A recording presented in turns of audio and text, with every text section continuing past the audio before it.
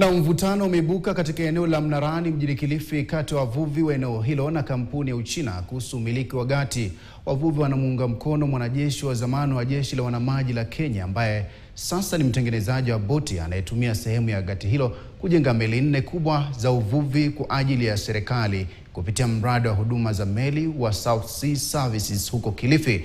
Hata hivyo, kampuni ya ujenzi wa mawasiliano ya Uchina inadai umiliki wa sehemu hiyo. Wakazi na wavuvi waliandamana wakipinga madai ya kunyanyaswa kwa mwekezaji huyo wa humu nchini, wakisema kwamba kampuni ya Uchina ilitumia gati hilo zamani kusafirisha vifaa vya ujenzi wa bandari ya Lamu ambayo inamilikiwa zaidi ya miaka 2 iliyopita, na tangu hapo gati ilibaki bila kutumika.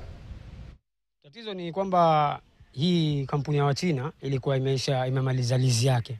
Sasa baada ya kwamba imemaliza lizi yake, huyu bwana brigadia alichukua hatua kwamba akafuata taratibu zile ambazo zinasibu kweli kupata ile nafasi.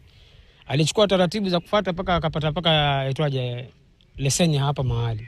Imefikia mahali sasa Wachina sasa hatujui ni njia gani wanatumia ili kupata hii nafasi. Sasa sisi letu ni moja. Hatuna haja ya kwamba tupate Mchina eti kwa sababu ni investor kutoka nje ndio atufaa. Hata tunaweza pata investor kutoka hapa ndani na akatufaa. Hii kampuni mpya inatengeneza mameli. Ndio kwa tunataka ianze na sisi tuone vile tutasaidika kwa watoto wetu. Hata kama watakuwa hawatapata kazi za kujenga hiyo meli, lakini kuna kazi za mikono ambao wanaweza kupata zikawasaidia vijana. Tunataka kampuni yenye itakuja hapa ishikilie ikuwe stable, yenye inaweza tupapia sisi ajira na itufanye nini?